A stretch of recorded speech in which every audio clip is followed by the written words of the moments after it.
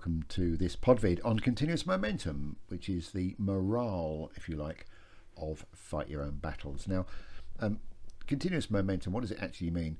What it means is, can an element, is it in the right frame of mind to do what it wants to do? Is it running scared and hiding behind a wall, or is it out in the open and buoyant enough to go out and do what it has to do? Now, each of the elements on the table starts with a continuous momentum score of 6. And there are different rules for aircraft and boats, but we'll come on to those much later. And if we have to take any momentum tests, then they comprise throwing a number of d6, and how many we throw is determined by the tables which are part of the continuous momentum rules. Now, we know from the previous video that we only take our continuous momentum tests if the NCO passes his officer reaction test. So one of the dangers of not passing your officer reaction test is that whatever continuous momentum tests accrue could be added to in this bound if you take more casualties, come under more fire, etc. Now, continuous momentum works on 2 levels. When you take your continuous momentum tests, you throw however many d6 you're obliged to throw, and if you score 1 on any of the dice, this represents what's called a failure. So you throw, for argument's sake, let's say you've got 10 tests to take, you throw 10 d6, you might get 3 1s, well, that's 3 failures. And obviously sometimes you can throw a whole bunch of dice and get no failures at all, and other times you can throw a few and get a disproportionate number of failures, but that's how it works. The other side of continuous momentum is your continuous momentum score, and this is a score that comes with, is attached to you, and this determines what you can do generally. The continuous momentum tests tell you what you can do this bound, and the continuous momentum score tells you generally what you're able or not able to do, and we'll explain that as we go through. Now, for ease, the different types of element have different continuous momentum charts, as you would expect. So there's one for infantry and cruiser weapons and artillery and engineers, in other words, blokes. There's one for tanks and other armoured transport with weapons. There's one for soft-skinned vehicles, and I said earlier, there's a whole different bunch of rules for aircraft and boats. Now, here's an example of the momentum test chart for infantry, cruiser weapons, artillery, engineers, etc. And you'll see that the number of tests that are due are different whether you've got poor and green troops, regular or elite and veteran troops. And you'll see down the left hand side all the various conditions during which an element can attract continuous momentum tests. So if you're under small arms fire in hard cover or soft cover or in the open, that attracts tests. If you're under fire from an unobserved enemy, casualties that you take under fire, if that fire is coming from mortar or artillery or maybe armour and you haven't got a suitable AT weapon. So you can see how the numbers work. For argument's sake, look at a casualty. Casualty in hard cover for a regular unit, 5 tests. In soft cover, 10 tests. In the open, 15 tests. And if you go further down the page and you see that you're under fire from a flame weapon, that for regular troops could be another 12 tests. A quick definition here: under fire means that you're being shot at by something that could hurt you if it got a hit. So if something gets a hit on you but there's no casualties, then you're under fire. If something gets a miss, let's say somebody fires a mortar at you and they get a miss, you're not under fire because it's nowhere near you. Lower down in the chart you'll see there are some grey conditions, and these are conditions that are more holistic, so not necessarily affected on this particular bound, but generally if you're now under 25% of original strength or under 50% of original strength, you can see you've got tests to take. So if you're under 75% of original strength, you've got both of those to take.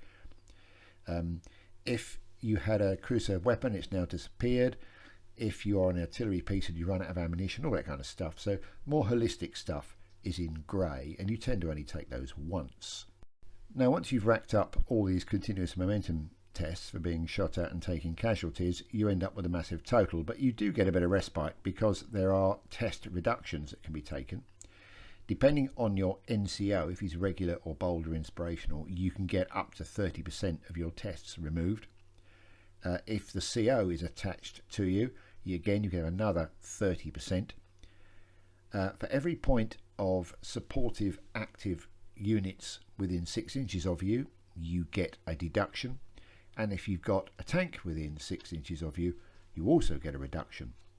You also get a special reduction in certain circumstances. For argument's sake, if you're making a beach landing to give you a chance, on the first bound after your landing, then you simply wipe off 50% of any tests that accrue. One thing you've got to bear in mind, though, with all these reductions going on, that whatever happens, if tests are due on you, you must take at least one test.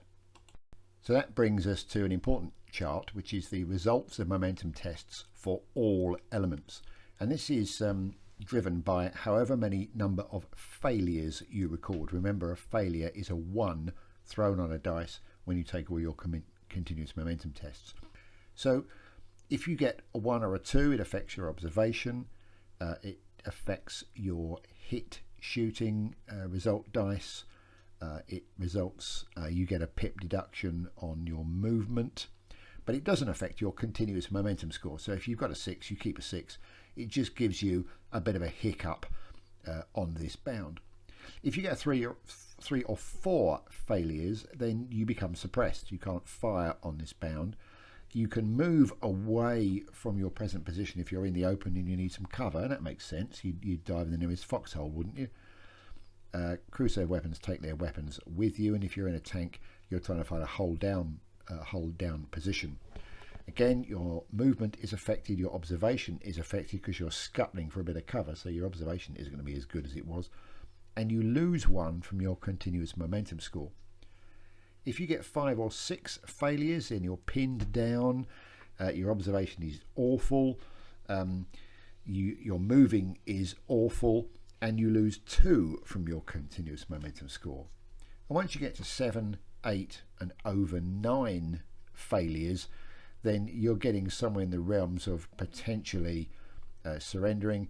You lose 3 or 4 from your continuous momentum score. So you can see that if you take an awful lot of continuous momentum tests and get an awful lot of 1s, you can go downhill very rapidly.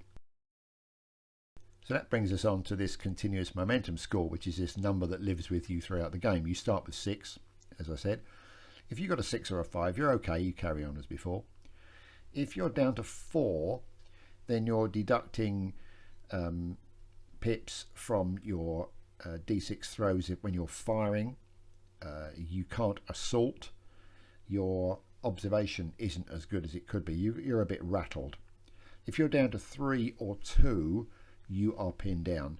You've got to remain where you are. You can't fire, you can't observe. If you're not in cover, you're allowed to move to cover, but you are basically heading for the hills. So you'll probably, if you're down to 3 or 2, it don't necessarily affect this bound, but going forward you're going to be in trouble. And if you're in a 1, then you're looking to skedaddly off the table. And that's continuous momentum, so you can see that it affects what you do this bound and what you do overall, and you'll see it in action when we come to play our game, and that's what's coming next. So stay tuned, stay with us. Thanks for coming along this far. I'll see you soon.